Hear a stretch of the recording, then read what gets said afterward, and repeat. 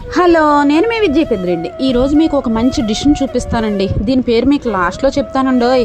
ముందు stove on చేసి ఒక గిన్నె పెట్టుకుని అందులో 3 స్పూన్స్ పంచదారను వేసుకుని కొంచెం వాటర్ కూడా పోసుకుని బాగా మరగనిచ్చి బ్రౌన్ కలర్ వచ్చాక ఒక గిన్నెలో పోసుకుని చుట్టూ స్ప్రెడ్ చేసుకోవాలి. తరువాత స్టవ్ మీద మరో గిన్నె పెట్టి తిక్కుగా ఉన్న 1/2 లీటర్ పాలను తీసుకుని అందులోనే 1 కప్పు పంచదార వేసి బాగా మరిగించుకోవాలి.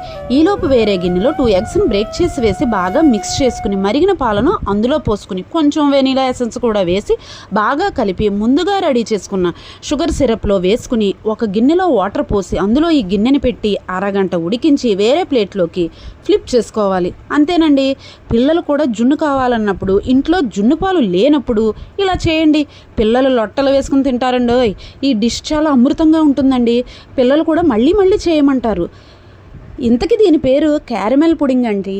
ఇట్లు మీతో మీ విజయ్ పెద్దిరెడ్డి.